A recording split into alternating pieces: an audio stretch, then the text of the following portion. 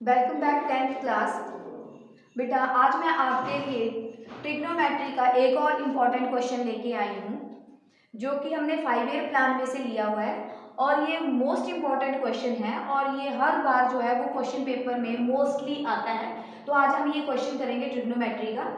तो सबसे पहले बेटा जब ट्रिग्नोमेट्री हम स्टार्ट करते हैं तो उसमें सबसे पहले बेसिकली एक राइट एंगल होता है जिसपे हम पाइथागोरस थ्योरम लगाते हैं, क्योंकि विदाउट राइट एंगल जो है वो ट्रिग्नोमेट्री स्टार्ट नहीं होती है। तो यहाँ पे राइट एंगल में यहाँ पे 90 डिग्री का एंगल होता है। मोस्टली बच्चे क्या करते हैं कि ऐसे बना देते हैं ट्रायंगल, तो ये ट्रायंगल नहीं है, ये इस पे पाइथागोरस थ्योरम है और ये हमेशा जो है वो 90 डिग्री का एंगल बनता है। तो 90 डिग्री के एंगल में ये ए, ये बी, ये सी, हमने खुद इसको पॉइंट्स के नाम दे दिए। और इसमें ये जो नीचे है हमारे पास ये बेस, ये परपेंडिकुलर एंड ये हाइपोटेन्यूज। इसमें ये जो है तीन मेन बेसिक चीजें हैं। तो जब हम ट्रिग्नोमेट्री स्टार्ट करेंगे तो इस क्वेश्चन में आपने पहले भी ये कर लिया होगा क्वेश्चन मोस्टली आपने अपनी क्लास में। तो अब इसका मैं मेन एक हल्का सा बेस आपको बता देती हूँ। तो इसको याद करने के लिए आपने पंडित बद्री प्रसाद हर हर भोले, perpendicular base perpendicular, hypotenuse and base. तो P अपॉन एच हमारे पास साइन, B अपॉन एच हमारे पास कॉस, P अपॉन बी हमारे पास टेन। इसी को जब हम रेसिप्रोकल करेंगे तो ये H upon P is equal to cosec and H upon B is equal to sec and B upon P is equal to cot. ये इसकी टर्म्स सारी यहाँ पे आ गई। अब इसी बेस पे हम आगे क्वेश्चन स्टार्ट करेंगे। तो यहाँ पे है हमारे पास कॉट।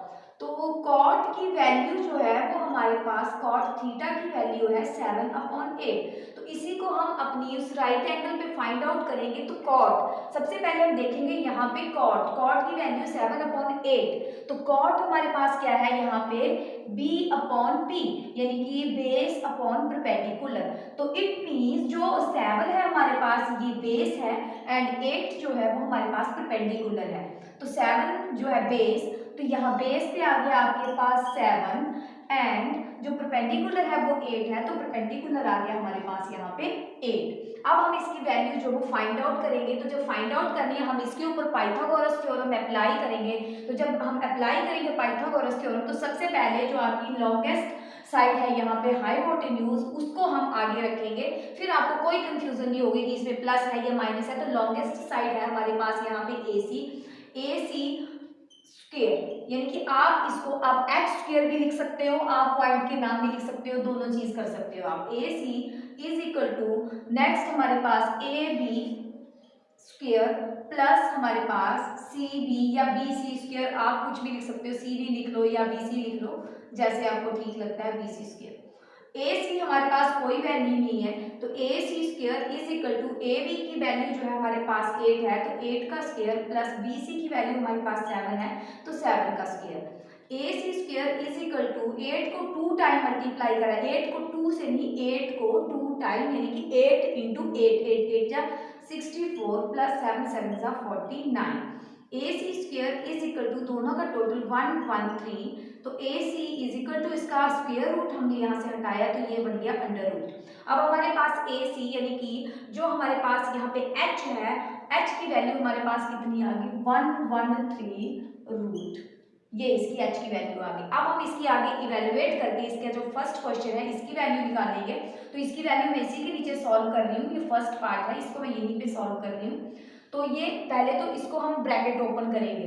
ब्रैकेट ओपन करने के लिए पहले इसको मल्टीप्लाई करेंगे, 1 1 जा 1 plus minus minus sine sine आ गया हमारे पास sine square and theta upon 1 1 जा 1 plus minus minus cos square theta, ये इसकी वैल्यूज आ गई। अब हम इसमें वैल्यूज पुट करेंगे 1 माइनस साइन की वैल्यू, साइन आपके पास सामने है P अपॉन एच यानी परपेंडिकुलर अपॉन हाइपोटेन्यूज। तो परपेंडिकुलर की वैल्यू है यहाँ पे 8, तो ये आ गया हमारे पास 8 का स्क्वायर एंड नीचे है हमारे पास यहाँ पे साइन में H, तो H का स्क्वायर यानी कि हमारे पास 113 रूट का स्क्वायर। हम ऐसे करते हैं, इसके लिए हम होल स्क्वायर लगा लेते हैं तो ये दोनों का स्क्वायर हो जाएगा ऐसे इज इक्वल टू। अब ये लाइन आ गई नीचे 1 माइनस कॉस की वैल्यू है हमारे पास यहाँ पे b अपॉन h, तो b मीन्स बेस, तो यानी कि बेस अपॉन यहाँ पे हाइपोटेन्यूज यानी कि h, फिर से हमारे पास क्या आया यहाँ पे 113 और यहाँ पे रूट आ गया और यहाँ पे आ गया ये स्क्वायर। अब इसको हम आगे सॉल्व करेंगे तो ये आया 1 माइनस 8 को 2 टाइम 8 8 जा 64 अपॉन, अब इसको भी 2 टाइम होगा तो 2 time 113 root multiply root 113, root से रूट कटेगा, दोनों में से हम ये कॉमन ले लेंगे तो ये आ गया हमारे पास यहाँ पे 113 अपॉन, तो यहाँ भी 1 माइनस 7 7 से कितना हो गया हमारे पास 49 एंड ये भी रूट काट दिया तो 113। अब इसका नेक्स्ट स्टेप क्या है हमारे पास, इसके नीचे कुछ नहीं है 1, तो हमने यहाँ भी लेट कर लिया यहाँ भी लेट कर लिया, क्रॉस मल्टीप्लाई कर देंगे इजी मेथड के लिए। इसको इसके साथ मल्टीप्लाई करा 113, क्रॉस मल्टीप्लाई 113 मल्टीप्लाई 1 माइनस 1 को 64 से तो 64 अपॉन, फिर से इसको क्रॉस मल्टीप्लाई करा 113, इधर भी क्रॉस मल्टीप्लाई 113 माइनस 49।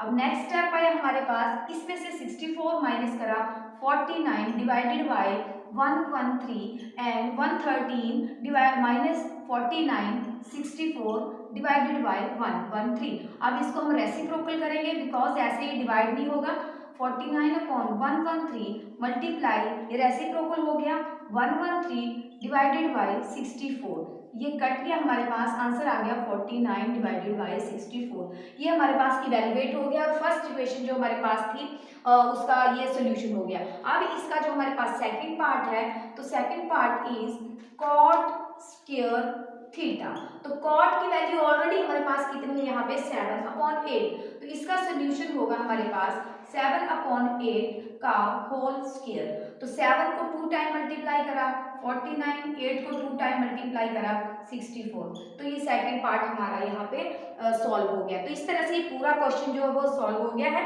मेन आपने इन चीज़ों में फोकस करना है बेस पे इसके, अगर आपको बेस क्लियर हो जाता है तो यहाँ पे बिल्कुल सिंपल वे से आपने वैल्यूज जो है वो पुट कर देनी है। थैंक यू सो मच बेटा।